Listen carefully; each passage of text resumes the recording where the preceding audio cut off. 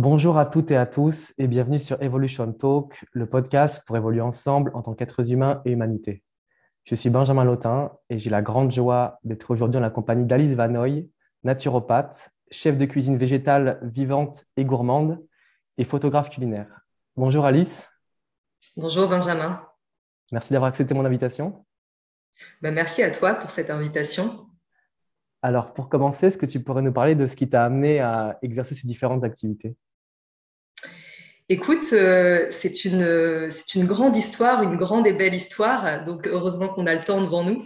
En fait, j'ai eu la chance de naître dans un environnement où j'ai très vite été sensibilisée à la préciosité du vivant.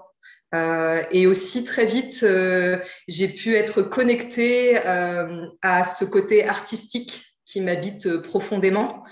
Donc, mes deux parents sont vétérinaires. J'ai eu la chance de naître dans le lit de mes parents, d'être allaitée un bon moment, d'aller en école Montessori aussi. Donc, ça a été aussi une première étape qui m'a permis d'accéder à un enseignement vraiment libre et où j'ai pu, en tant qu'enfant, que jeune fille, être connectée très jeune à ma créativité, qui aujourd'hui est au cœur de mon métier, hein.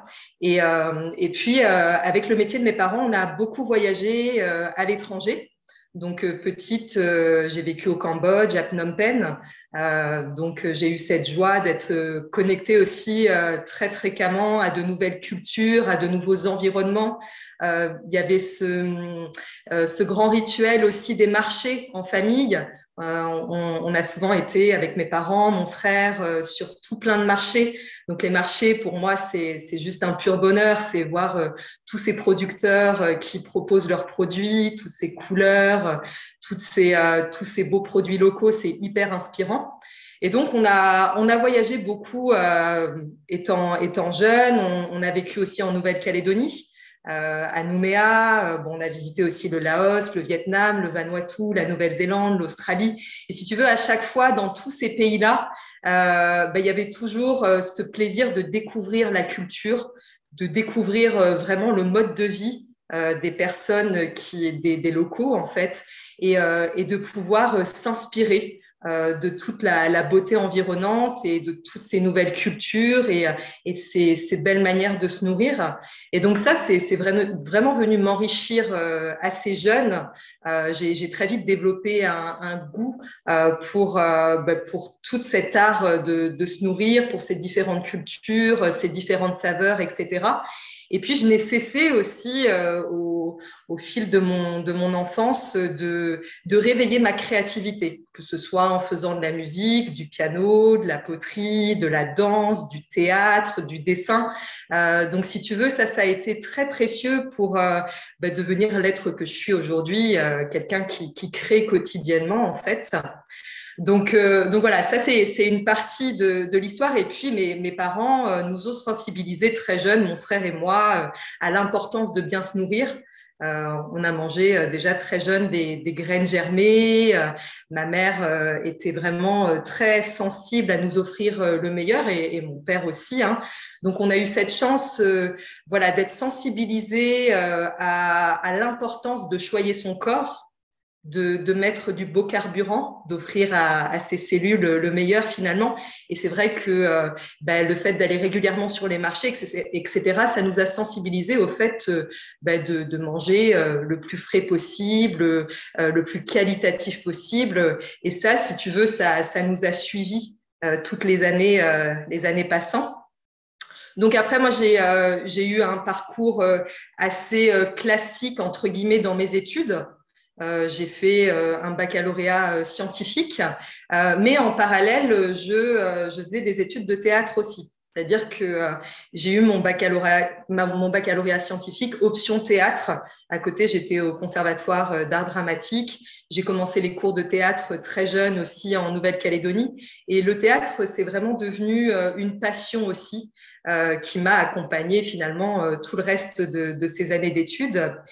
Et puis, à la fin de mon baccalauréat scientifique, j'étais inscrite en fac de médecine à Paris-Dauphine.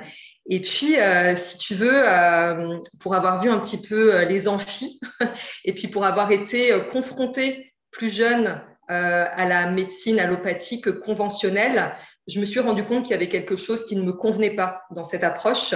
Je me suis dit, parce que ayant traversé pendant l'adolescence des phases un petit peu houleuses, j'ai eu affaire au milieu médical et même parfois au milieu hospitalier. Je me suis dit, mais qu'est-ce que c'est que cette manière de prendre en charge les gens, en fait? Je trouvais qu'il n'y avait pas d'écoute, il n'y avait pas d'individualisation, qu'on mettait finalement tout le monde dans des cases. Tu vas expliquer un petit peu qu'est-ce qui t'amène, donc tu expliques les symptômes, etc.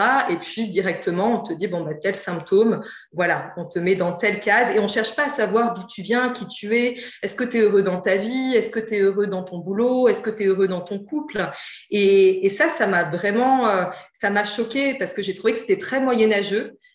Qui avait absolument pas d'écoute et donc ben, je me suis dit c'est pas ce métier-là que je veux faire. Moi j'ai vraiment envie d'accompagner, d'aider les gens, de les écouter et de leur procurer surtout du bien-être. Donc comme tu peux le deviner, je n'ai jamais été à la fac de médecine. J'ai décidé de partir vivre en Australie après mon bac scientifique. Donc voilà, c'était vraiment, j'ai tout lâché et je suis partie à Sydney. Et là, ça a été une vraie révolution quelque part dans ma vie. Donc, j'avais déjà un mode de vie très épuré. Dès mon adolescence, j'ai été très soucieuse d'offrir le meilleur à mon corps. J'allais toujours sur les marchés, je consommais bio. J'ai même eu une période où j'allais faire les fins de marché parce que je trouvais ça tellement dommage, tous les fruits et légumes qui étaient un peu abîmés qu'on foutait à la poubelle en fait. Donc j'allais récupérer tout ça et je faisais des smoothies. J'ai des photos où j'avais le balcon qui était plein de fruits et légumes. Et donc je suis partie en Australie et là j'ai découvert davantage ce qu'on appelle l'alimentation vivante parce que les Australiens à cette époque-là étaient vraiment plus avancés que les Français et c'est toujours le cas. Je pense que les Anglo-Saxons ont quand même une longueur d'avance sur nous par rapport à tout ce qui est alimentation végétale, vivante et tout ça. Donc, c'est là que j'ai découvert vraiment les jus de légumes extraits à froid avec un extracteur. J'ai découvert le kéfir. Alors, je faisais déjà mon kombucha à l'époque, mais là, j'ai vraiment découvert tout un tas de préparations lacto-fermentées, le chocolat cru, les crackers, les beurres d'oléagineux pré-germés. Et en fait, si tu veux, ça a été un peu une révolution, quoi, parce que je me suis dit, mais c'est incroyable. Et c'est surtout que j'ai ressenti un véritable changement dans ma manière d'être en me nourrissant avec tous ces beaux produits gorgés de vitalité. J'étais très, très, très mince à l'époque et j'ai vraiment eu un regain de vitalité immense en consommant cette nourriture. Et ça m'a tellement passionnée en fait que je me suis formée en tant que chef de cuisine crue, végétale et vivante à Sydney. J'ai travaillé dans un super petit restaurant où on confectionnait des beaux chocolats crus, des petites douceurs à la spiruline. On faisait du kéfir à partir de noix de coco fraîches. C'était une super belle ambiance et en plus, donc ça a été vraiment la première étape finalement qui m'a amenée aujourd'hui à être aussi investie dans le domaine de l'alimentation vivante. Et puis après, je suis partie. Donc ça a été. Je fais un petit peu les choses dans le désordre parce que dans un premier temps, lorsque j'étais en Australie, j'ai fait du woofing. Donc le woofing, c'est on va travailler dans des fermes en échange d'un logement et puis d'une belle nourriture qui provient généralement du jardin. Donc j'ai fait ça pendant 9 mois au départ. Et ça a été hyper précieux aussi dans mon parcours parce que déjà, j'ai fait des rencontres exceptionnelles. J'ai été sensibilisée davantage à ce qu'était l'agriculture biologique et surtout biodynamique. J'ai été dans des fermes certifiées Déméter, notamment en Tasmanie, où j'ai vraiment vécu dans la ferme. On faisait des engrais spéciaux de biodynamie, donc c'est assez particulier. C'est-à-dire que le matin, moi, j'allais ramasser les bousses de vache qu'on enterre, qu'on va ensuite mettre dans des cornes et qu'on va enterrer pendant un petit moment sous terre. Et ça va donner un engrais incroyable qui s'appelle le 500 et qui se vend relativement cher, hein, mais qui est un fertilisant incroyable pour le sol. Donc, ça se fait aussi en rituel avec la lune, etc. Donc, tout ça, si tu veux, c'est venu m'enrichir à fond. Et ce qui a été super précieux, c'est qu'à Melbourne, donc je suis atterrie dans une ferme chez une naturopathe allemande. Donc, j'avais 18 ans à cette époque-là. Et en fait, quand j'ai découvert son métier à cette femme et que j'ai vu à quel point c'était une approche holistique, une approche globale de l'individu, en fait, là, j'ai eu un déclic et je me suis dit, mais c'est ce métier-là que je veux faire, en fait. C'est cette approche-là que j'ai envie d'avoir. C'est cette écoute-là que j'ai envie de prodiguer aux gens.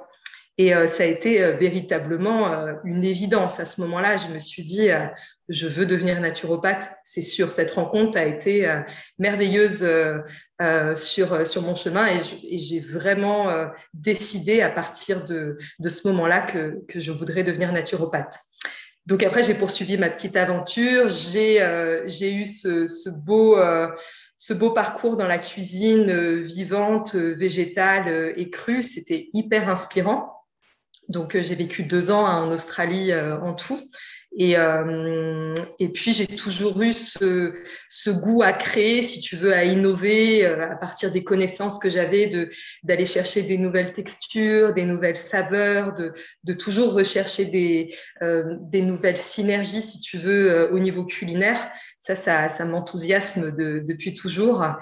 Et donc, je suis rentrée en France après, à l'âge de 20 ans, avec cette idée en tête. Donc, ce beau bagage que j'avais acquis lors de mon voyage entre cet apprentissage dans les fermes biologiques et biodynamiques et puis aussi toutes ces connaissances acquises dans ce beau restaurant cru et végétal à Sydney.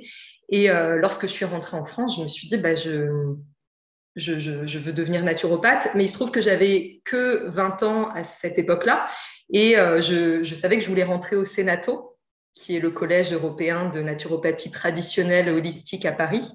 Et l'âge requis pour rentrer au Sénato était de 23 ans à l'époque. Et donc, je me suis dit, je vais faire preuve de patience et puis je vais continuer à vivre mes passions à côté en attendant d'avoir l'âge requis pour pouvoir intégrer le Sénato. Et donc, j'ai passé les concours d'entrée au Conservatoire d'art dramatique de Paris. Donc, ce sont des auditions où il y a énormément de candidats et finalement peu d'élus par la suite. Mais j'ai été retenue au Conservatoire du 7e arrondissement de Paris. Et donc, ça m'a permis de poursuivre mes études de théâtre qui m'ont toujours nourri profondément. Donc, j'ai fait plusieurs années au conservatoire Éric Satie dans le 7e arrondissement de Paris. J'ai également écrit une pièce de théâtre qui dénonçait l'absurdité un peu du monde dans lequel on vivait, que j'avais nommé Ça suffit, et qui a été jouée au Théâtre du Rond-Point sur les Champs-Élysées. Donc voilà, on était toute une petite équipe. C'était une très belle expérience. C'était un concours organisé par le Théâtre du Rond-Point. Et en fait, je sais que déjà à cette époque, j'avais envie de dénoncer, et c'est ce que je faisais à travers cette pièce, l'absurdité du monde dans lequel on vit. La thématique du concours, en fait, c'était d'écrire une pièce sur la thématique dans quel état sommes-nous. Si tu veux, ça m'a énormément inspirée. Et c'était une très belle expérience, justement, de pouvoir écrire sur cette thématique-là. Et puis, j'ai fait ces belles années de théâtre au conservatoire.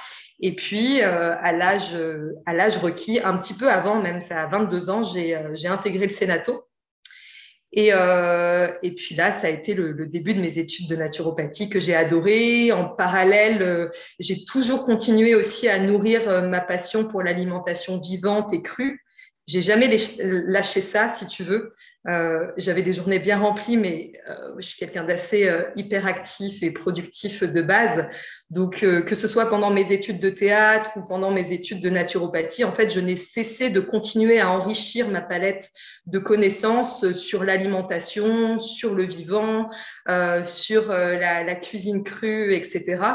D'ailleurs, quand je suis revenue d'Australie avec une amie qui avait créé un concept très sympa, on crée des repas 100% crus chez Solsemilla. Donc, l'idée, c'était de choisir un pays dans le monde, par exemple le Japon, et on créait une boisson, une entrée, un plat, un dessert sur la thématique du Japon.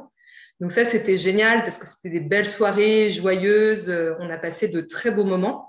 Et puis à côté, j'ai travaillé aussi sur les salons bio avec Solsemilla, avec Keimling, qui est une société allemande spécialisée dans l'alimentation vivante. Là, ça fait des années que je travaille avec Cuvings aussi, spécialisé dans les extracteurs de jus. Donc, je n'ai jamais cessé finalement de m'investir à fond dans tout ça et puis surtout de créer quotidiennement. Parce que ce qui m'anime dans tout ça, c'est de pouvoir créer et surtout partager autour de moi la joie que c'est de prendre soin de soi, de bien se nourrir, de s'offrir du beau quotidiennement. C'est juste un pur bonheur de pouvoir faire ça. Donc, j'ai fait mes études de naturopathie. C'était vraiment fabuleux, un très beau parcours au sein du Sénato. Et puis voilà, après avoir été diplômée, j'ai continué à m'exprimer dans tous ces domaines qui me passionnent. Et c'est ce que je fais toujours aujourd'hui, de semer du beau. Moi, je me vois vraiment comme une semeuse de graines, c'est-à-dire que j'ai à cœur de semer tout un tas de messages pour sensibiliser les gens à l'importance qu'il y a de prendre soin d'eux et les reconnecter aussi à leur créativité, parce que je pense que vraiment créer, c'est se reconnecter au vivant. Et on a tous un côté artiste en nous qui demande qu'à être réveillé sous différentes formes, bien sûr, mais la créativité, notamment en ces temps troublés que l'on traverse, je pense que c'est fondamental de se servir de ses mains et d'exprimer tout ce qu'on a à l'intérieur avec ses mains. Donc voilà, c'est vraiment aujourd'hui le message que je veux faire passer et surtout, je suis une grande passionnée par l'alimentation depuis, j'ai envie de dire depuis toujours quelque part, parce que, comme je le disais, j'ai baigné dedans. J'ai eu la chance d'avoir des parents qui m'ont sensibilisée à ça. En plus, bon, mes deux parents sont vétérinaires, donc j'ai aussi ce contact avec les animaux où j'ai très vite été sensibilisée à la cause animale aussi. Et donc, l'alimentation végétale a été quelque part une évidence aussi pour moi. Et donc aujourd'hui, vraiment, le message que j'ai à cœur de faire passer, c'est que on peut complètement prendre soin de soi, prendre du plaisir, tout en apportant le meilleur à son corps. C'est de casser le mythe, en fait, que manger sainement, prendre soin de soi, c'est monotone, c'est frustrant, c'est rébarbatif. Non, au contraire, on peut avoir énormément de plaisir à bien se nourrir, à prendre soin de soi. C'est très jouissif, en fait. L'alimentation végétale et vivante peut être extrêmement jouissive. Et voilà, c'est ce que j'ai à cœur de faire passer. C'était une très longue explication de ce parcours. J'espère que vous êtes toujours là. Mais voilà un petit peu pour te décrire ce qui m'a amené aujourd'hui à faire ce que je fais, quoi. Ah, merci, magnifique présentation. Justement, pour quelqu'un qui a envie d'approfondir la dimension de la cuisine végétale et vivante, par quoi est-ce qu'on commence? Parce qu'on s'imagine peut-être plein de choses avec tout un tas d'ustensiles à avoir et du temps à passer et des courses à faire très régulièrement. Est-ce que ça peut être un chemin qui peut être simple et à la fois aussi euh, non rébarbatif, c'est-à-dire où la créativité peut être présente très souvent? Parce que souvent, on peut avoir cette vision de la cuisine végétale qui peut être toujours la même chose ou voilà, comment est-ce qu'on emprunte ce chemin si on a envie d'approfondir tout ça?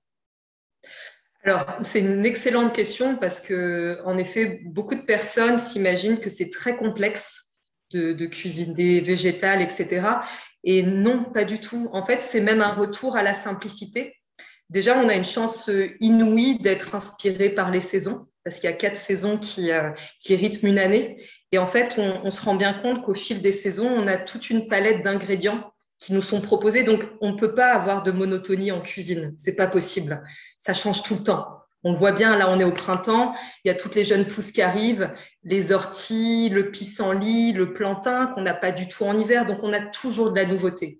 Et la nature est extrêmement bien faite parce qu'elle va nous offrir chaque mois, finalement, ce dont le corps a besoin. Il y a vraiment une intelligence de la terre, une intelligence des saisons, où lorsqu'on est en adéquation et qu'on respecte ce rythme de la nature, déjà, on a une palette d'ingrédients incroyable sous les yeux. Donc, il n'y a pas besoin d'aller forcément chercher des ingrédients qui viennent de l'autre bout du monde. On a déjà un choix énorme quand on va sur les marchés de petits producteurs ou juste qu'on va se balader un peu dans la nature au fil des saisons. On remarque qu'on a des propositions qui sont là.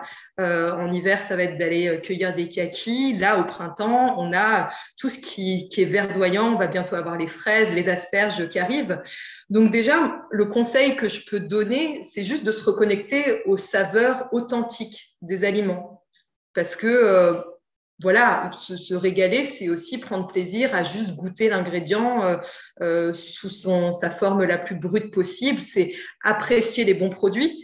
Ça, c'est aussi une notion très importante. Pour faire de la bonne cuisine, il faut des bons produits. C'est important d'avoir des bons ingrédients. On ne peut pas faire de la bonne cuisine si on va acheter ces produits, aussi bio soient-ils, sous des trucs plastiques en supermarché qui attendent depuis des mois au rayon frais et qui ont perdu finalement toute leur vitalité, qui sont complètement appauvris, qui ont une vibration très basse. Bien se nourrir, c'est s'offrir le meilleur et c'est s'offrir le plus frais possible. Et donc, au départ, c'est vraiment se reconnecter avec les goûts, les saveurs, prendre le temps de goûter, par exemple, un fenouil, une fraise et se dire, bah, tiens, moi, j'aime ces saveurs-là, par exemple, un peu acides, etc. Qu'est-ce que je pourrais mélanger qui est de saison, par exemple, avec cet ingrédient-là? Et puis, c'est de faire ses propres mélanges. Encore une fois, on est tous uniques. Donc, il n'y a pas de formule magique pour chaque personne. On a tous des goûts, des préférences qui sont singulières. Et donc, ça va être aussi d'écouter son palais, d'aller vers ce qui nous attire, parce qu'on a aussi tous des besoins qui sont différents. Et plus on est à l'écoute de son corps, plus on va être attiré par des ingrédients bien spécifiques. Et puis après, c'est quand on a pris ce temps de regoûter vraiment aux aliments sous cette forme la plus brute, c'est voilà, sans se complexifier la vie, c'est de se dire comment je peux mettre un peu de poésie, par exemple, dans ma cuisine. Au printemps, par exemple, on va avoir toutes ces asperges qui vont arriver, les fraises, les jeunes pousses, c'est de se dire, voilà, j'ai des asperges, qu'est-ce que je peux faire avec de simple? Si par exemple, il suffit pas d'avoir un matériel extrêmement complexe, hein, tu peux avoir par exemple juste une mandoline, tu vas couper l'asperge très très finement, tu rajoutes quelques petites fleurs de pissenlit par-dessus ou de bourrache, une petite huile d'olive, un peu de fleur de sel. Ça prend pas beaucoup de temps, mais ça te fait déjà un plat qui est déjà très plaisant à voir. Parce que je pars du principe aussi qu'on commence déjà à se nourrir par les yeux, mais qui en plus est très savoureux aussi. Donc, c'est un peu de casser aussi ce mythe que pour faire de la cuisine crue, il faut avoir le dernier blender, dernier cri, etc. Alors, c'est vrai que si après on veut pousser la cuisine crue plus à faire des préparations plus complexes, etc., c'est important d'avoir du bon matériel. Parce que pour faire de la bonne cuisine, encore une fois, il y a 2 règles, c'est d'avoir des bons ingrédients puis d'être bien équipé. C'est sûr que si on essaye de faire son chocolat maison avec un blender qui mixe pas du tout, non seulement ça va nous énerver, puis en plus on va avoir un résultat qui est pas du tout satisfaisant. Mais ça, tout dépend le degré finalement d'exigence qu'on a par rapport aux préparations culinaires qu'on veut faire. Là, je parle vraiment aux personnes qui ont à cœur de mettre du vivant dans leurs assiettes au quotidien et qui visent pas forcément la réalisation de préparations extrêmement complexes dans la cuisine, si tu veux. Donc voilà, c'est de se laisser porter aussi par ses envies et puis d'avoir des ingrédients sous la main qui vont toujours permettre de relever un plat. Moi, je dis souvent aux gens, ayez toujours des bocaux d'épices, d'aromates indispensables dans votre cuisine, du thym, du romarin, la sarriette, des fleurs séchées comestibles, du bon poivre, des belles huiles. Et déjà, avec des ingrédients comme ça, on peut sublimer un légume, en fait. Et c'est aussi, la cuisine, c'est vraiment d'aller faire marcher ses cinq sens. C'est de se reconnecter au toucher. C'est d'aller séduire ses papilles. C'est de prendre le temps de sentir un produit, voir quel parfum il a. C'est d'écouter aussi le bruit que l'ingrédient fait, la découpe, etc. Tout, c'est d'aller vraiment connecter ces cinq sens avec ce qu'on est en train de faire. Donc ça, c'est vraiment très important. Mm.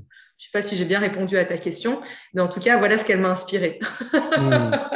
Et est-ce que c'est le même chemin de passer par ses sens pour aussi renouer avec sa créativité? Quelqu'un qui, par exemple, aimerait aujourd'hui apporter quelque chose de beau dans ce monde, à sa couleur, à sa manière, et qui ne sait pas par quoi commencer, ne, qui se sent un peu déconnecté de sa créativité, comment est-ce qu'on peut s'y reconnecter? Bah, moi, j'inviterais vraiment déjà à aller se promener en pleine nature, parce que c'est une source d'inspiration immense d'aller se balader en forêt, d'aller se balader dans la nature environnante. La nature, et par sa beauté, par tout ce qu'elle dégage, c'est une source immense d'inspiration. Après, encore une fois, on est tous uniques, donc on va exprimer notre créativité de manière singulière. Il y en a, ça va être par l'écriture, il y en a, ça va être par la musique, il y en a d'autres, ça va être par la poésie, par l'expression orale, la théâtralité. Et c'est justement, c'est un vrai travail d'introspection, c'est d'apprendre à se connaître, tout simplement, de dire mais, qui je suis, comment je m'exprime aujourd'hui. Est-ce que la manière dont je m'exprime me correspond ou est-ce que je me suis mis dans un moule qui finalement me restreint énormément dans mon expression et c'est pas moi en fait. Depuis tout ce temps-là, je ne suis pas réellement qui j'ai envie d'être. Donc finalement, c'est d'aller briser aussi tous les carcans qui nous enferment et qui nous empêchent d'exprimer notre belle singularité. Et ça, c'est un vrai travail intérieur qu'on est les seuls à pouvoir faire. Alors, on peut être accompagné, bien sûr, pour aller révéler tout ce qui se cache en nous, aller sortir ce potentiel qui est enseveli. Mais en tout cas, je suis vraiment persuadée que tout le monde peut être créatif. Et alors, il y en a qui aiment plus ou moins cuisiner. Le but, c'est pas d'adorer forcément cuisiner. Il y en a pour qui faire à manger, c'est purement, comment dire, pratique. C'est-à-dire, j'associe ça à ça et c'est pas là où je m'épanouis le mieux. Bon, après, on peut se reconnecter au fait de prendre du plaisir aussi dans la cuisine. Mais ça, c'est voilà, ça se fait par étapes. Déjà, c'est d'apprendre à se connaître, d'apprendre à voir qu'est-ce qui nous meut, qu'est-ce qui nous provoque de l'émotion, qu'est-ce qui nous nourrit, qu'est-ce qui nous provoque de la joie. Et ça, c'est hyper important. Donc, je dirais pour toutes ces personnes qui sont encore à la recherche d'elles-mêmes, d'essayer de s'exprimer dans différents domaines.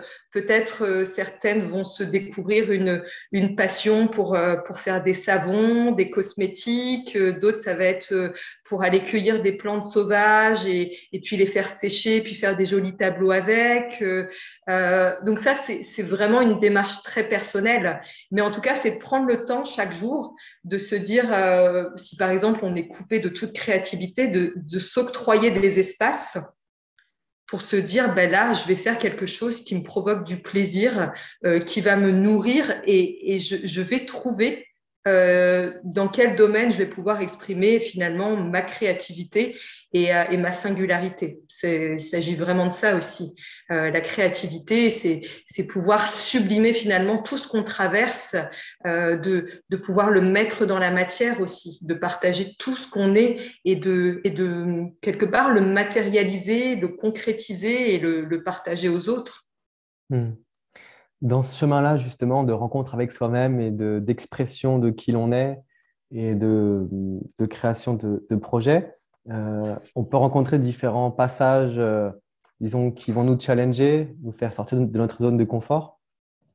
Euh, comment est-ce qu'on traverse ces moments-là aussi où la sortie de zone de confort et les peurs que l'on peut rencontrer, est-ce que c'est quelque chose que tu as traversé? Je pense par exemple à ce que tu parlais tout à l'heure du théâtre, où j'imagine dans mon esprit qu'on peut avoir cette opportunité-là, par exemple, voilà, de s'exprimer d'une autre façon dont on n'a pas l'habitude.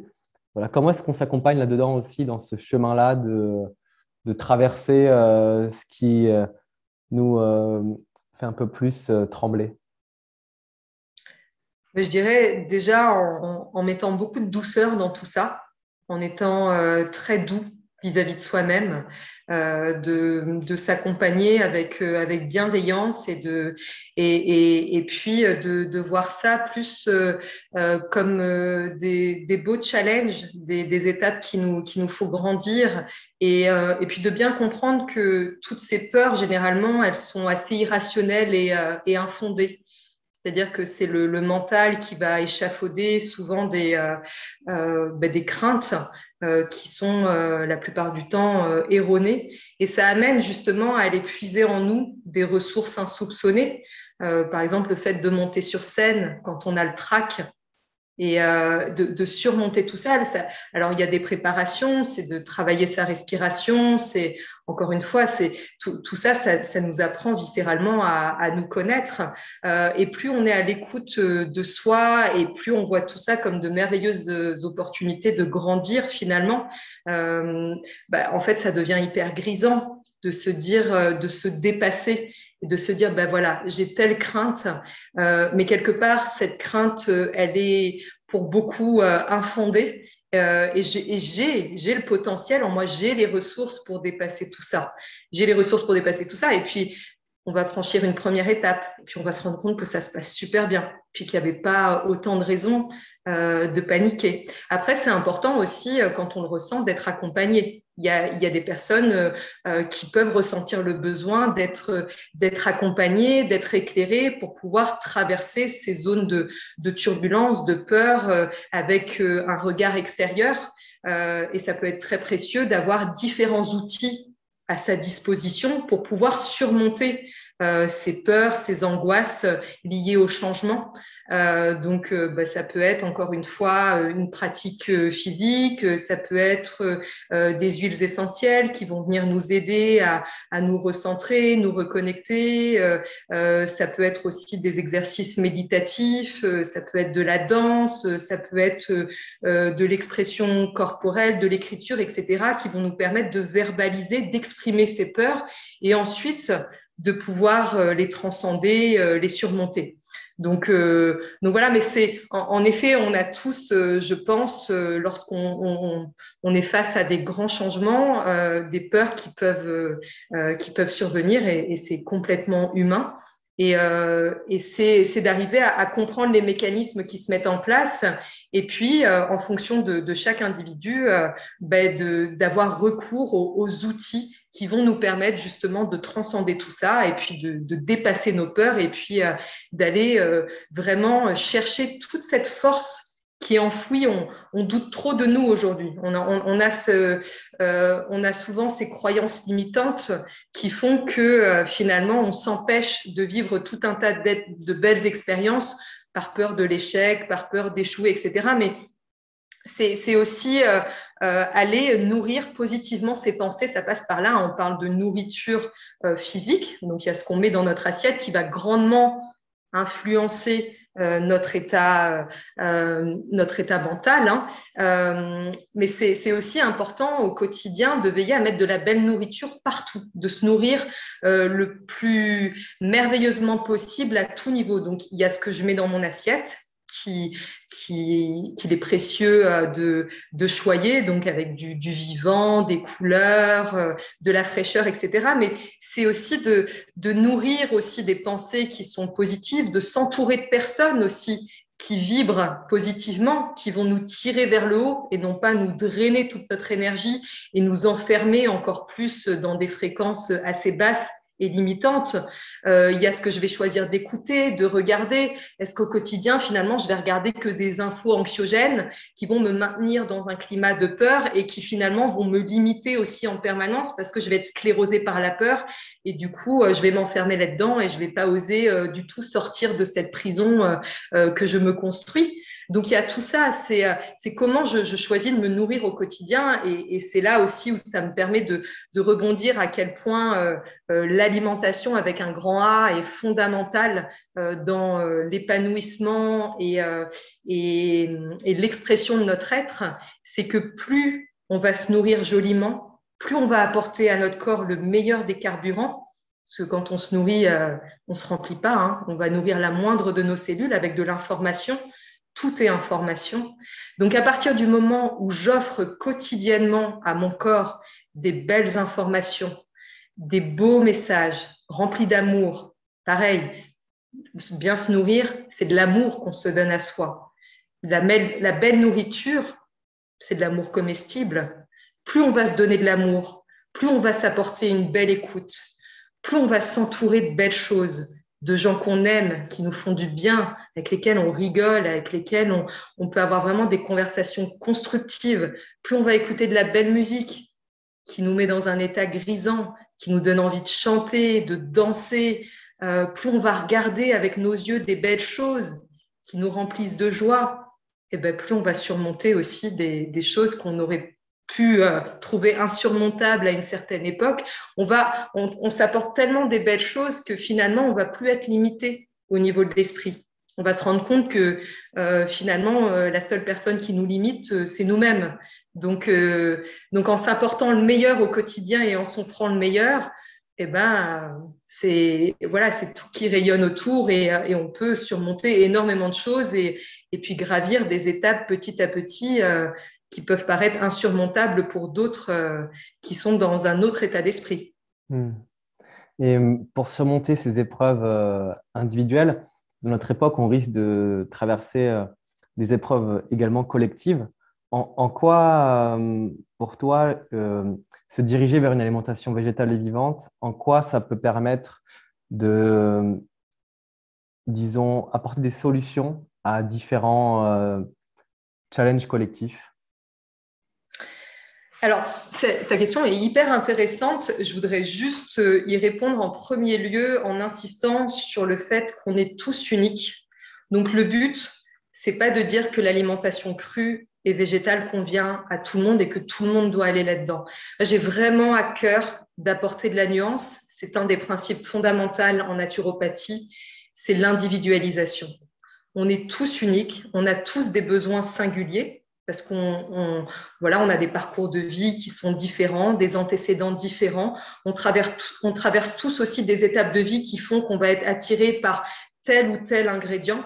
Donc, vraiment, le but, c'est de mettre de la nuance dans tout ça parce que moi, je trouve que d'avoir un discours qui pousse tout le monde à faire la même chose, ça peut créer de la culpabilité chez certains qui n'y arrivent pas, qui ressentent que pour eux, c'est pas le bon chemin pour l'instant parce qu'ils ont d'autres besoins, qu'ils n'ont pas forcément peut-être la vitalité ou ils sont pas dans l'environnement qui leur permet d'avoir ce mode de vie-là. Donc vraiment, pour moi, c'est important de casser ces cases en alimentation qui créent beaucoup de clivages au final. C'est important d'enlever le jugement par rapport à tout à ce que chacun met dans son assiette.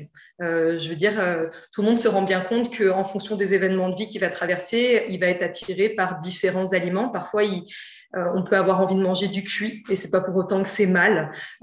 Donc, c'est vraiment d'aller casser ce mythe-là et de bien comprendre que ce qui est bon pour une certaine personne peut être poison pour une autre. Et vraiment, d'être à l'écoute de sa précieuse singularité, c'est fondamental. Donc, dans ces épreuves collectives qu'on est en train de vivre, le plus précieux, je pense, c'est d'aller se reconnecter à ses besoins fondamentaux. On parlait de la connaissance de soi, etc. Mais c'est le premier travail, ça va être de bien se connaître et de se dire, bah, je me connais bien, je suis à l'écoute de mon corps, ce qui fait que je peux me diriger vers les aliments qui me correspondent. Au fil des saisons, on voit bien aussi que au printemps, on n'est pas attiré par les mêmes saveurs, les mêmes textures qu'en hiver, par exemple. En hiver, on a besoin de choses plus réconfortantes, plus cocooning. Il y en a pour qui manger cru en hiver, c'est très compliqué.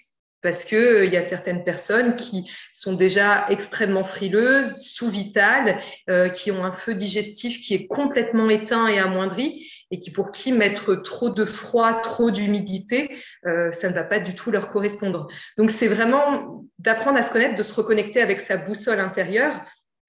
Et plus on fait des choix alimentaires qui vont être physiologiques, qui vont nous correspondre, plus naturellement on va être attiré vers ce qui nous correspond. Et je pense que là, dans ce qu'on est en train de vivre, c'est très précieux de se reconnecter à ça parce que quand je parle de besoins fondamentaux, le corps, il a une intelligence incroyable. C'est-à-dire que quand on lui fait confiance, quand on l'écoute, quand on lui apporte du beau carburant, j'entends par là des légumes et des fruits de saison qui ont été cultivés de manière biologique, qui sont extrêmement frais, plus le corps il va être attiré par ça quotidiennement.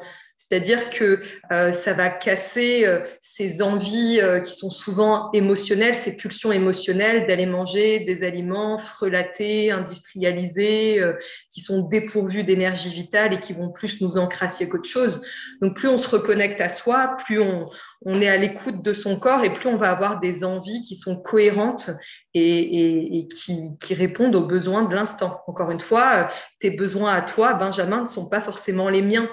Donc toi, tu vas être attiré peut-être en ce moment par les jeunes pousses et peut-être que moi, je vais plus être attirée par des choses salées ou sinon des microalgues. Enfin, en fait, c'est vraiment d'aller d'être très à l'écoute, d'être très à l'écoute de soi et plus on va se donner de l'amour, plus on va se donner de l'attention, plus on va être sincère et honnête vis-à-vis de soi, plus on le sera vis-à-vis des autres. Et dans ces moments de grands changements qu'on est en train de vivre, eh ben, apportons-nous énormément d'amour, énormément de douceur et une écoute attentive de chaque instant.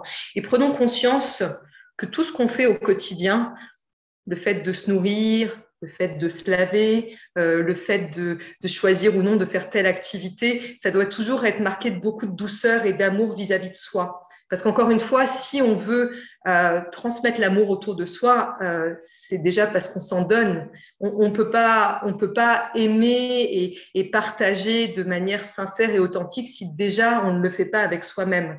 Donc, je dirais dans ces grosses périodes de turbulence qu'on traverse, prenons soin de nous profondément, viscéralement, pour pouvoir aussi prendre soin de tous les gens qui nous entourent.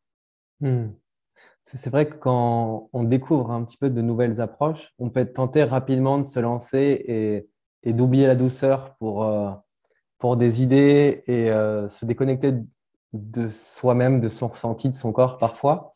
Et j'aime beaucoup, comme tu le partages, cette importance de douceur, de faire les choses tranquillement et de bien sentir ce qui résonne avec nous dans son expérience et de pas forcément s'emballer très très vite et de prendre le temps de changer si on a envie de changer avec ce qu'on vit et tout simplement s'accompagner en soi-même tranquillement sans partir dans des expériences démesurées ou trop violentes pour soi-même, inutiles. Et merci de le préciser parce que souvent c'est quelque chose dont on ne parle pas forcément tout le temps et qui est pourtant assez important, je trouve, d'insister sur ce point-là comme tu le fais. Bah écoute, Je pense aussi que moi, j'ai été dans les extrêmes, hein. C'est-à-dire que j'ai été crudivore par -5 degrés en plein hiver, à manger mes énormes saladiers de kale. Mais j'adorais ça et je m'écoutais hein, quand je faisais ça. Mais si tu veux, je me rends bien compte, en effet, aujourd'hui, qu'il y a des gens qui ne s'écoutent pas du tout et qui vont, parce qu'on leur dit que, par exemple, la purge à l'huile de ricin, c'est bien, ou que manger tout cru, c'est bien, qui vont le faire alors que ça ne leur correspond pas. C'est-à-dire qu'ils vont se faire violence alors que le corps est peut-être pas en état de pouvoir endosser ça. En naturopathie, il y a une notion aussi fondamentale, c'est la vitalité. La vitalité du corps, c'est un élément à prendre en considération lorsqu'on préconise quelque chose. Et quelqu'un qui est en sous-vitalité, qui en plus a les émonctoires complètement congestionnés, bloqués. Les émonctoires sont les portes de sortie, quelque part les éboueurs de l'organisme. Si les éboueurs de l'organisme sont en grève, qu'on remet en circulation plein de toxines et qu'elles ne peuvent pas sortir, sur déjà un terrain qui est sous-vitalisé, mais ça peut être catastrophique. Ça peut être vraiment catastrophique. Et c'est pour ça que j'invite vraiment tous les auditeurs qui vont écouter ce podcast à être très doux vis-à-vis d'eux et ne pas partir dans ces extrêmes-là qui peuvent être finalement très dangereux si c'est fait sur un mauvais terrain, dans de mauvaises conditions, etc. C'est pour ça que l'individualisation, le fait de vraiment considérer l'individu dans sa globalité, de voir où il en est à l'instant T et de pouvoir l'accompagner au mieux, c'est le grand principe de la naturopathie. C'est voir si la personne, elle est en mesure de vivre tel ou tel changement et de voir quels sont ses besoins, de la reconnecter à ses besoins primaires. Et puis, voilà, il y a cette grande phrase qui me parle beaucoup, c'est que rien n'est plus fort au monde que la douceur. Et c'est vrai que comme tu l'expliques très justement, beaucoup de gens, généralement, sont extrêmement durs avec eux-mêmes. C'est-à-dire ils ont une violence vis-à-vis d'eux qui est très palpable et ils ne sont pas du tout à l'écoute de leurs besoins, de leurs ressentis. Ils vont tout de suite très vite dans les extrêmes et en fait, à faire ça, on se fait beaucoup plus de mal que de bien. Parce que le corps, en fait, plus on va lui infliger des changements drastiques, violents, où il n'a pas le temps finalement de réagir, de pouvoir s'accorder avec ces changements très drastiques, plus après, ça va créer des déséquilibres qui vont être assez durs à rééquilibrer finalement, et plus surtout, ça déconnecte la personne de sa boussole intérieure.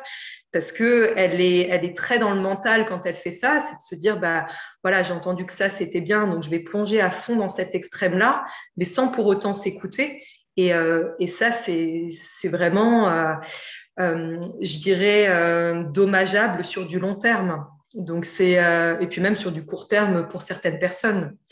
Donc oui, c'est de prendre le temps, d'être accompagné aussi, hein. C'est pour ça que la naturopathie, c'est aussi un très beau métier parce que c'est accompagner les personnes à rééquilibrer leur hygiène de vie de manière holistique, mais en prenant en considération tout le bagage qui va avec, c'est-à-dire le plan physique, le plan mental, le plan émotionnel, le plan spirituel. C'est ça une belle transition. C'est vraiment de s'offrir le meilleur sur tous les plans et surtout d'individualiser. L'individualisation, c'est primordial. Tout ne convient pas à tout le monde.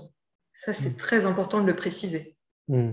Et c'est beau aussi d'avoir cette capacité de se prioriser et de pas se faire un premier, enfin, de faire passer en premier ses ressentis, son corps, avant ses idées et ses pensées, ou parfois on peut s'enfermer dans différentes idées par éthique ou pour d'autres choses. Disons, répondre à ses besoins du moment en priorité avant de s'enfermer dans une catégorie, dans une case, c'est vraiment l'essentiel et c'est chouette. Et en même temps, ça peut mener vers toutes ces choses-là. Ça peut aussi mener vers beaucoup de, comme on le disait au début, beaucoup de créativité, beaucoup de beauté. Il y a aussi une dimension dans ton activité de la photo. Est-ce que tu peux aussi parler de cette passion-là? Oui, bien sûr. Comme je le disais précédemment, pour moi, bien se nourrir, c'est nourrir joliment tous nos sens. Et, euh, et la vue fait partie de nos sens. Et je pense que tout le monde a expérimenté le fait d'être en appétit en voyant une belle assiette. Le fait de mettre de la beauté dans ses yeux. Je suis quelqu'un de très visuel, c'est-à-dire que je suis toujours émerveillée par les belles choses que je vois et ça me nourrit profondément. Alors ça peut être aussi bien une belle assiette que un cerisier en fleurs, que une rivière qui coule. Tout ça, ça me nourrit en fait. Et donc, l'image, bon, déjà, j'ai mon père hein, qui faisait énormément de photographie aussi, mon frère aussi. Donc, on est tous des grands visuels dans la famille. Et c'est vrai que moi, j'aime mettre du beau dans mes yeux et puis j'aime partager cette beauté aussi autour de moi. Donc, la photo est très vite devenue une grande passion aussi, hein, assez jeune. Déjà, quand je vadrouillais de pays en pays, bah, j'adorais photographier toutes les belles choses que je voyais sur mon passage. Et puis, lorsque je me suis éprise davantage pour la cuisine, ça a été vraiment de partager la beauté culinaire et de montrer à quel point, en fait, la cuisine, c'est un art. C'est un art. Quand on fait à manger, c'est très artistique. C'est une discipline au même titre que le théâtre ou la musique. C'est un art, c'est magnifique. Et donc, la photo me permet d'immortaliser, entre guillemets, les préparations culinaires que je fais, les belles choses que je vois sur ma route, et de pouvoir ensuite partager ça au plus grand nombre. Et j'ai toujours à cœur voilà, de mettre du beau dans les assiettes et vraiment de faire comprendre aux gens aussi que cette étape-là, elle est fondamentale dans l'acte de se nourrir. Un plat qui est joliment dressé, en fait, va nous procurer beaucoup plus de plaisir même à être dégusté qu'une grosse bouillie aussi bien nutritionnellement intéressante. Elle peut être très intéressante nutritionnellement, cette bouillie, mais si elle est servie voilà, de manière tout à fait anarchique, dans un bol, il y en a partout, on va moins prendre de plaisir en fait. Et tout ça, voilà, ça me permet de rebondir sur cette notion fondamentale qui est la notion de plaisir. C'est où est-ce que je peux mettre du plaisir, comment rajouter encore plus de plaisir dans mon quotidien. Et ça passe par le fait de mettre de la beauté un peu partout. Donc, tout ça pour dire que la photo, c'est une passion que j'ai depuis très longtemps et qui me permet de garder en mémoire les créations que je fais et puis de pouvoir les partager, d'inspirer aussi d'autres personnes à créer, à avoir envie de mettre de la beauté aussi dans leurs assiettes. Hmm. Et puis Il y a partout aussi, autour d'eux. il y a aussi une dimension du coup importante de la présence, que ce soit dans la création. J'imagine que dans ton activité, j'imagine qu'on juge beaucoup au résultat, au goût et à la beauté, mais en fait, c'est être présent à tous les processus qui est aussi important et qui est nourrissant, le fait de prendre autant de plaisir à préparer qu'à déguster. Il y a aussi une dimension comme ça. Absolument. Ah, mais moi, quand je suis en cuisine, mais je suis comme une enfant. C'est-à-dire que vraiment, je vis des moments mais fabuleux de créativité. Généralement, je me coupe de tout le reste. Je suis dans ma bulle créatrice, et je m'amuse. Vraiment, c'est un kiff énorme d'être en cuisine. Et l'ingrédient fondamental qui vient changer tout ça, c'est la conscience aussi. C'est-à-dire que plus on fait les choses en conscience, plus on est pleinement présent et plus on vit des sensations extraordinaires. Donc oui, le fait de cuisiner en conscience, le fait d'être là pleinement présent dans ce que je suis en train de faire, voilà, de me dire ah ben tiens, je vais mélanger tel ingrédient avec tel ingrédient. Je suis allée faire mon marché ce matin, j'ai des super beaux produits là que je vais pouvoir mettre en valeur. Oui, l'acte de créer, c'est très jouissif. Moi, je prends un plaisir immense à créer et tout comme je prends un plaisir immense à déguster ce que j'ai créé et à partager ce que j'ai créé. Et c'est vraiment du plaisir de A à Z. C'est vraiment très précieux. Et ça amène à parler justement, excuse-moi, je viens de mettre un coup dans la table, toi qui m'as dit de ne pas faire de bruit, il y aura un petit bruit de table.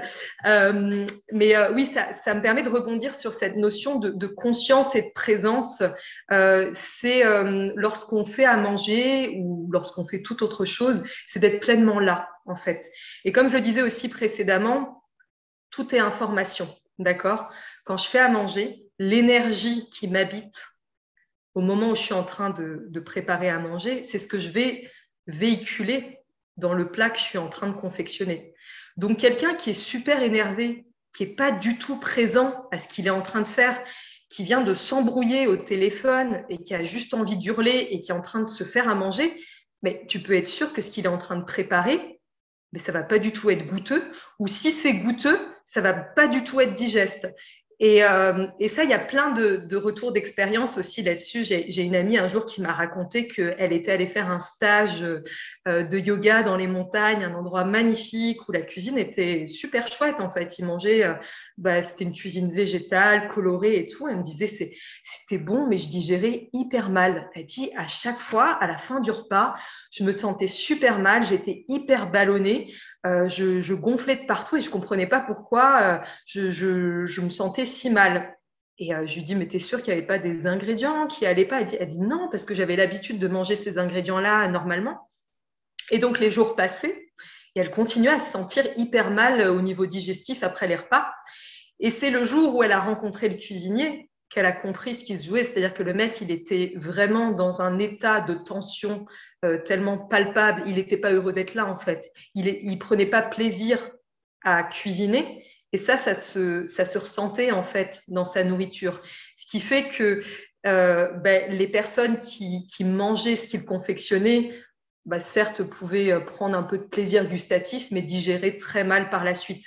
Et ça, je trouve ça important de préciser ça, c'est que faire à manger, c'est être pleinement présent. Et ça nous invite tout ça dans ce monde où on est toujours happé à droite, à gauche, à répondre au téléphone, à avoir telle ou telle information qui nous arrive. On est souvent coupé finalement de l'instant présent parce qu'on a plein d'infos qui arrivent en permanence. C'est justement de se créer des bulles et de se dire là, je suis en train de faire à manger et je suis pleinement présente à ce que je suis en train de faire. Et vraiment, c'est aussi de se dire dans quel état je suis là. Est-ce qu'émotionnellement, je suis dans un état qui va être positif pour confectionner un bon repas? Quand on est énervé, qu'on est sous tension, etc., ce n'est pas le moment de se mettre au fourneau parce qu'on va véhiculer tout ça dans nos plats, et puis on va certainement cramer ce qu'on est en train de faire ou le rater, parce que de toute façon, on est dans une énergie qui n'est pas fructueuse, qui n'est pas positive. Donc dans ces moments-là, il vaut mieux sortir, aller crier un bon coup dans la forêt, ou aller se faire une bonne balade, ou aller se baigner dans la rivière, ou en tout cas faire autre chose. Mais après, d'être dans un état qui sera vraiment convenable, posé, pacifié, et on sera pleinement disponible pour cuisiner. Ça, c'est hyper important parce que tout se transmet. Hein. Quand on est sur une vibration basse, etc., on va le transmettre aussi dans ce qu'on est en train de toucher, de confectionner, tout ça. Donc, c'est vraiment mettre de la conscience partout et de se dire, voilà, dans quel état je suis là? Est-ce que j'ai faim aussi? Parce que ça, c'est une notion très, très importante. Beaucoup de gens aujourd'hui mangent alors qu'ils n'ont pas du tout faim. Alors certes, on peut être gourmand et avoir envie de manger de temps en temps une petite douceur parce que ça nous fait plaisir sans forcément avoir faim. Mais c'est fondamental quand même, le fait de se nourrir, ça vient répondre à un besoin qui est le besoin d'aller nourrir ses cellules. Et donc le corps nous fait sentir lorsqu'il a besoin d'être nourri. Et beaucoup de gens aujourd'hui sont déconnectés complètement de cette sensation de faim et aussi de la sensation de satiété. Il y a énormément d'individus qui partagent le fait qu'ils ne savent pas quand est-ce qu'ils doivent s'arrêter de manger parce qu'ils ont perdu cette notion-là de satiété. Et c'est pour ça que c'est très important, la conscience lors des repas, de ne pas manger en étant diverti par un écran, par exemple, d'ordinateur ou en étant en train de faire tout à fait autre chose, mais vraiment d'être bien là, présent, de bien mâcher, de bien ensaliver, de prendre le temps de goûter pour reconnecter vraiment tous ces sens-là à l'action de se nourrir et de pouvoir aussi être à l'écoute des signaux qui sont envoyés par le corps. Parce que le problème aujourd'hui, c'est que la plupart des individus sont tout le temps distraits, ne sont jamais vraiment présents à ce qu'ils sont en train de faire. Donc, ils vont faire à manger, mais en même temps, ils sont en train de régler leur comptabilité. Et puis, ils se disent, punaise, il faut que j'étende le linge. J'ai pas rappelé machin. Donc, en fait, tu es en train de faire un truc, mais tu es en train de penser à 30 000 autres trucs en même temps. Donc, comment veux-tu bien te nourrir en n'étant pas pleinement présent à ce que tu es en train de faire? Et c'est pareil quand tu es en train de manger ce que tu as préparé. Si en même temps, tu es en train de regarder BFM TV ou peu importe, ou tu es en train de regarder des stories sur Instagram ou de regarder des séries sur Netflix, mais tu n'es pas présent à ce que tu es en train de faire, tu n'es pas présent au fait d'apprécier ce que tu viens de confectionner et tu ne peux pas être à l'écoute de ton corps comme ça. Tu es forcément diverti par autre chose. Donc, si le corps il t'envoie un signal en disant bah, écoute, là, c'est bon, tu peux arrêter de manger, là, c'est bon, j'en ai assez. Bah, la plupart des gens n'écoutent pas ça parce qu'ils sont divertis. Donc voilà, c'est très important de mettre de la conscience partout et de pleinement s'écouter, de prendre le temps de vivre en fait et d'arrêter d'être toujours happé dans 36 000 trucs. C'est pour ça, quand vous faites quelque chose et que vous êtes pleinement dans ce truc-là, bah, coupez votre portable, déconnectez-vous pour être pleinement présent à ce que vous êtes en train de faire. Et ça, ça passe, pour moi, bien se nourrir, c'est vraiment être pleinement présent à chaque instant dans tout ce qu'on fait. Et de se dire, ben voilà, il y a un temps pour tout. Et là, je suis en train de me nourrir. Et donc, je vais me mettre dans les meilleures dispositions possibles pour me nourrir de la meilleure des manières possibles. Il y a aussi cette dimension-là tu parlais d'ajouter de la conscience dans chaque action.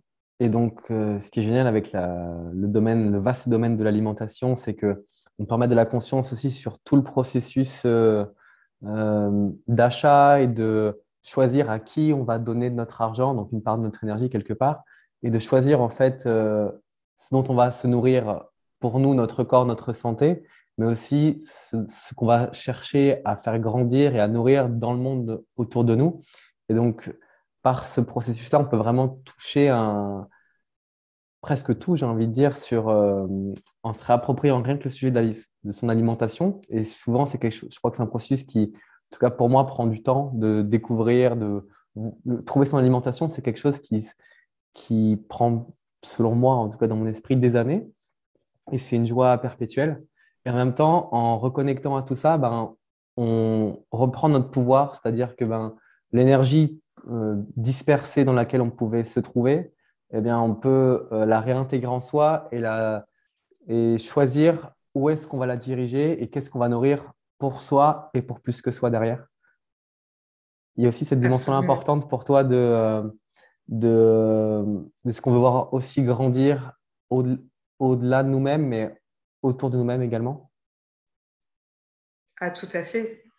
Tout à fait, et ça rejoint ce qu'on nommait au début de cette émission, qui est le fait de se connaître et d'appréhender au mieux ses besoins et puis d'en être à l'écoute quotidiennement. Et comme tu le disais très justement, trouver l'alimentation qui nous correspond, ça prend parfois beaucoup de temps chez certaines personnes. Ça demande parfois de faire des expériences qui ne s'avèrent pas forcément concluantes pour se dire, voilà, j'ai testé ça et je me rends compte que ça ne me correspond pas.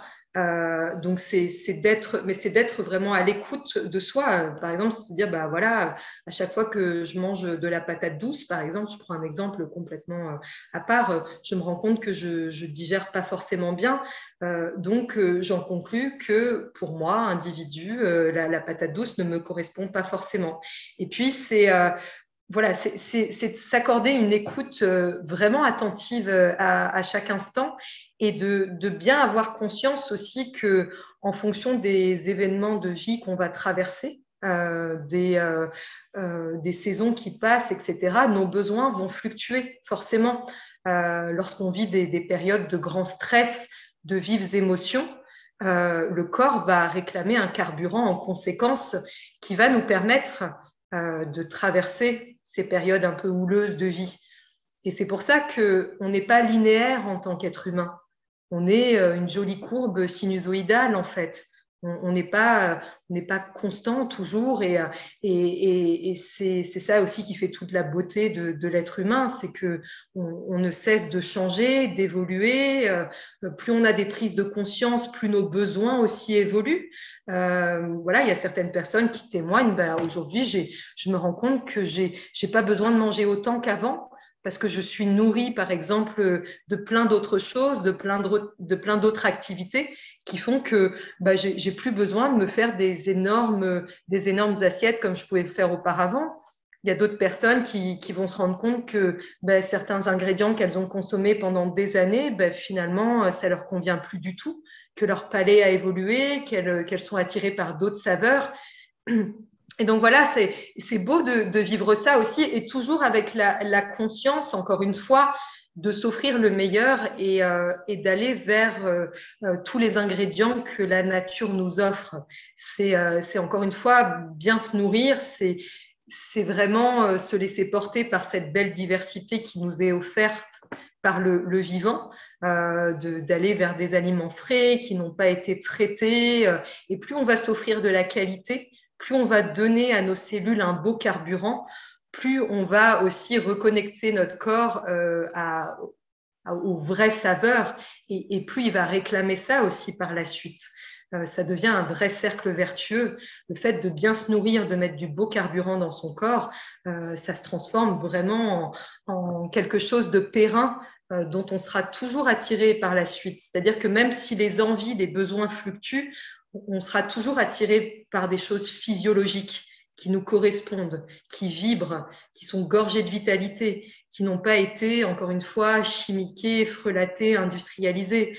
Moi, je le vois bien quand j'ai très faim, ce qui va me donner super envie, ça va être un bon fruit bien mûr, une grande assiette, par exemple, de figues ou de fruits de saison ou un beau légume.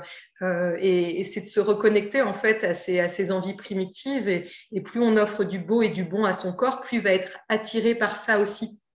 Donc ça, c'est beau aussi de constater ça et puis de voir que nos besoins fluctuent en permanence.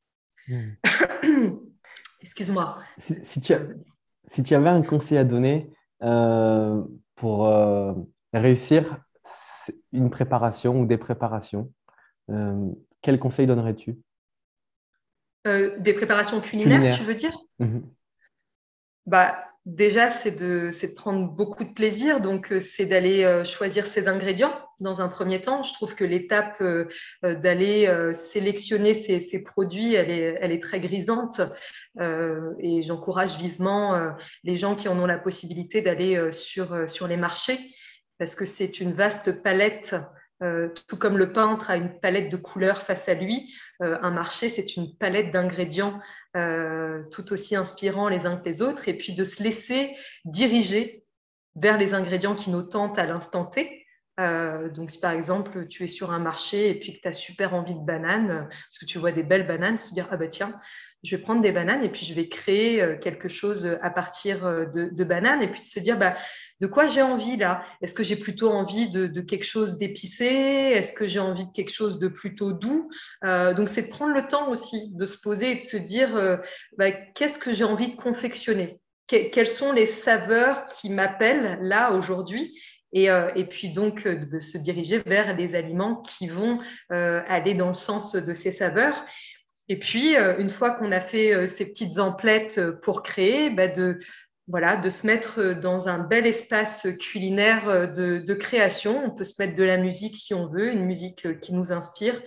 Et puis de créer. Alors, on peut jouer avec les formes. Est-ce qu'on veut faire des découpes rondes, des découpes plutôt longues? Est-ce qu'on veut couper à l'horizontale, à la verticale?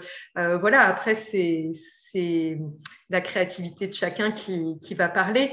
Mais je dirais vraiment de mettre beaucoup de joie. La joie, c'est un ingrédient qui est très porteur et qui permet vraiment de laisser aussi transparaître de nous tout un tas de belles idées. Et puis voilà, c'est de ne pas hésiter à tester même parfois des mélanges un peu insolites en se disant, écoute, allez, je vais tester un peu de banane avec de la noix de muscade, par exemple. Et si j'écrasais ça comme ça? En fait, c'est de revenir, tu sais, comme quand on était enfant et puis qu'on nous mettait des couleurs devant, sur une petite palette, une feuille de dessin, un pinceau et qu'on me disait, vas-y, exprime-toi. Et bien là, c'est pareil. Qu'est-ce qu'on a envie d'exprimer aujourd'hui?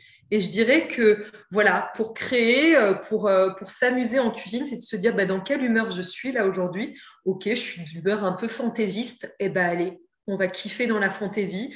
On va mettre des petites fleurs un peu ici, un peu là. Allez, j'ai envie d'un peu de crunchy. Je vais rajouter des petits éclats de fèves de cacao. En fait, c'est vraiment de se laisser porter. C'est de se mettre dans le flot de la création et puis voilà, de se laisser guider par ses envies, par son intuition aussi, par tout ce qui nous inspire finalement. Et ça, le résultat peut que être satisfaisant parce qu'on aura pris beaucoup de plaisir. Et à partir du moment où on s'amuse et qu'on prend du plaisir, le résultat est toujours top. Ça, c'est hyper important. Donc voilà, pour une première. Alors, et puis, c'est une question où ça peut être très, très long d'y répondre parce qu'il y a plein de conseils qu'on pourrait donner, mais le point sur lequel j'ai envie de m'attarder, c'est, voilà, prenez du plaisir et puis osez même des trucs où personne n'a pensé faire ça, quoi. Et puis même si, en goûtant, vous vous dites, moi, c'est pas ouf, au moins, vous aurez testé et vous aurez eu beaucoup de joie à faire ça. Donc voilà, mais moi je ne peux que, je pense que tu le sais, moi j'adore les couleurs, j'aime beaucoup jouer avec les couleurs. Quand je fais de la photo, j'ai vraiment à cœur voilà, qu'il y ait de la belle couleur, que ce soit très joyeux. Donc je ne peux que inviter les gens à jouer avec les couleurs, à pas hésiter voilà, à marier un petit peu toutes les couleurs de l'arc-en-ciel entre elles et puis faire des belles assiettes colorées. De toute façon, quand on crée, on se reconnecte aussi avec cet enfant intérieur qu'on a tous et qui ne demande qu'à s'exprimer. Donc, invitons-le à table et invitons-le à s'exprimer pleinement et à partager tout ce qu'il a envie de partager. Et le plus grand des conseils, c'est voilà, prenez du plaisir et puis mettez de la joie partout. Et forcément, votre première préparation, elle sera belle, c'est sûr. Tu parlais justement de la découverte permanente et tu parlais au début du podcast des voyages que tu as faits. Euh, Qu'est-ce que tu gardes de tous les environnements que tu as pu découvrir, connaître, rencontrer, goûter? Qu'est-ce que,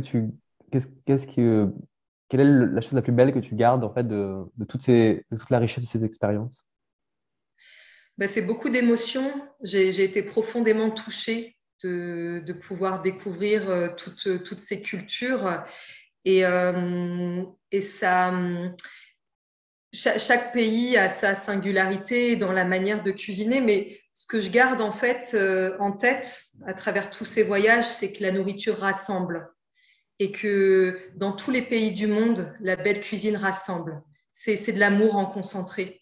Quels que soient les voyages que j'ai faits à travers le monde, en fait, la belle cuisine, c'est toujours des moments de joie où les personnes prennent le temps de se retrouver, de savourer un beau moment et puis de partager quelque chose qui a été confectionné avec beaucoup d'amour. Donc, en fait, tous ces voyages, ils m'ont profondément nourri l'âme parce qu'ils m'ont montré que partout dans le monde, en fait, la nourriture rassemble et que à travers l'acte de créer, de faire des belles préparations culinaires, ça permet de réunir autour de la table des gens, de créer des moments extrêmement joyeux. Et puis, bien sûr, j'ai enrichi ma palette de saveurs. J'ai découvert tout plein de nouvelles épices qui aujourd'hui sont une énorme source d'inspiration, des ingrédients aussi un peu atypiques qui viennent colorer aussi certaines de mes préparations. Mais le point commun de tous ces voyages, c'est vraiment cette convivialité et le côté chaleureux et vivant autour de la cuisine qui se transmet dans tous les pays où qu'on aille. C'est pour ça que j'aime tellement aussi les marchés. Tous les marchés du monde sont extrêmement vivants et joyeux. Ça transpire la joie. Et voilà, pour moi, la belle nourriture, c'est celle qui rassemble, c'est celle où il n'y a aucun jugement.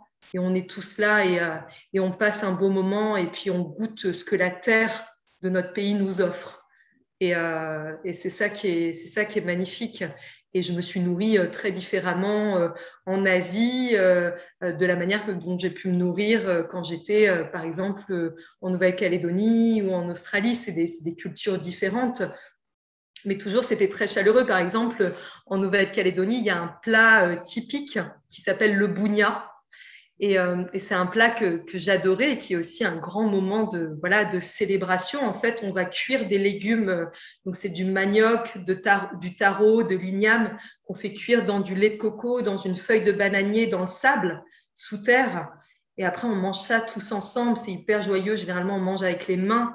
Donc, pareil, il y a cette main-là qui est très présente, qui est présente partout, en fait. La main, elle est présente en cuisine. Elle nous sert à confectionner, elle nous sert à goûter.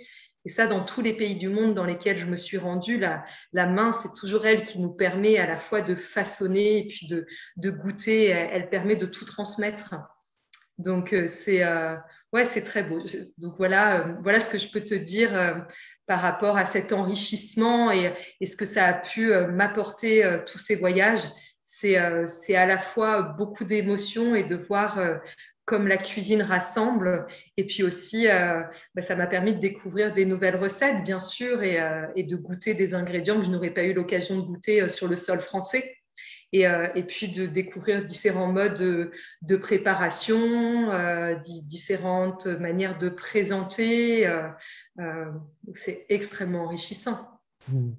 Et dans le monde dans lequel on vit, où on voit où on segmente beaucoup les choses, où on peut percevoir pas mal de divisions, l'importance de se réunir aujourd'hui, comment est-ce que tu vois les choses, les années à venir, l'avenir en fait de ce qu'on traverse? Comment est-ce que tu vois la suite? Moi, je me dis que il va y avoir de très belles choses qui vont naître à partir du moment où on prend tout soin de mettre du beau dans nos vies et qu'on partage tout ça. Forcément, il y a des beaux liens aussi qui vont se créer avec les personnes qui vibrent sur la même fréquence. Parce que voilà, encore une fois, tout est information, tout est énergie, tout est vibration. Donc, je pense que tout le monde peut constater ça aussi dans son quotidien, qu'on est attiré vers les personnes aussi qui vont vibrer sur le même diapason. Et ça, c'est très beau parce que ça crée des belles rencontres, ça crée des beaux partages. Et je pense que plus que tout, dans l'ère un peu chaotique que nous sommes en train de vivre, on est amené à partager nos passions, on est amené à partager nos savoirs et vraiment à créer des belles choses tous ensemble et puis à voir comment le don d'une personne peut venir aussi enrichir le don d'une autre et de créer tous ensemble en fait. Moi, je vois vraiment ça comme ça, c'est-à-dire que, et je le vois là où je vis, par exemple, il y en a un qui va cultiver du petit épeautre et puis à côté de ça, il y en a un qui est passionné par le fait de faire du pain, donc qui va faire du pain avec du petit épeautre et en fait, c'est merveilleux de voir comment tout se rassemble et comment, en étant tous connectés les uns les autres, en partageant notre créativité, nos passions, nos talents, à quel point on peut créer des choses exceptionnelles. Donc, je pense que plus que tout, aujourd'hui, on est amené à se souder, à se rassembler et puis à partager notre amour de la vie et à partager nos passions avec les gens qui nous entourent et de contribuer quelque part à un monde meilleur en venant apporter toute la beauté qui émane de nous au monde. Et ça passe par le fait de... Voilà, je pense que la créativité encore est fondamentale à ce niveau-là, c'est de se dire, voilà, moi ça m'anime et je vais le partager autour de moi. Je vais semer des graines. Je pense qu'on est tous des semeurs de graines, hein, encore une fois, et c'est d'aller semer. Alors, il y a des terreaux plus ou moins fertiles, mais c'est chaque jour dans son quotidien de se dire, allez, je partage tout ça et je sème du beau et je sème de l'espoir et je sème tout un tas de belles choses. Et puis c'est encore une fois de se rassembler, d'être solidaire, vraiment, de se dire qu'on traverse de toute façon tous la même chose au niveau planétaire et justement de tous se donner la main et se dire, allez, on va faire quelque chose de beau avec tout ce qu'on a dans les mains, on se soutient et puis on va créer quelque chose de vertueux tous ensemble. Magnifique. Bah, écoute, on arrive vers la fin du podcast. Je vais te poser la question rituelle. Si tu avais un dernier message à transmettre à l'humanité, comme une bouteille à la mer, quel serait ce message? Bah, c'est tout ce que j'ai nommé au fil de ce podcast. C'est prenez du plaisir et créez. Créez quotidiennement. Servez-vous de vos mains. Vos mains sont des outils incroyables au quotidien pour façonner le monde de demain. Donc vraiment, chaque jour, prenez le temps de créer et surtout, donnez-vous beaucoup d'amour. Et ça passe par le fait de se nourrir de la meilleure manière possible sur tous les plans de son être et de ne pas avoir de scrupules à s'éloigner des choses qui sont énergivores, qui nous plombent notre énergie, qui nous drainent en fait pour se respecter. Et c'est de mettre du beau dans ses yeux, de mettre du bon dans sa bouche, d'écouter des belles choses, de toucher des choses agréables, de renifler des beaux parfums et chaque jour de mettre de la beauté dans son quotidien et de créer avec sa belle singularité et de ne pas oublier qu'on est tous uniques et qu'on a tous quelque chose de singulier à apporter. Voilà. Bien, merci beaucoup pour ce magnifique mot de la fin. Si vous voulez retrouver et suivre les activités d'Alice, vous trouverez tous les liens dans la description. Également, si vous souhaitez contribuer à la plantation de forêts comestibles, forêts nourricières, vous pouvez faire un don dans un lien de la description pour soutenir le podcast. Encore un grand merci à tous de nous avoir écoutés. Merci beaucoup, Alice. Merci à toi, Benjamin. Et à bientôt pour un prochain podcast.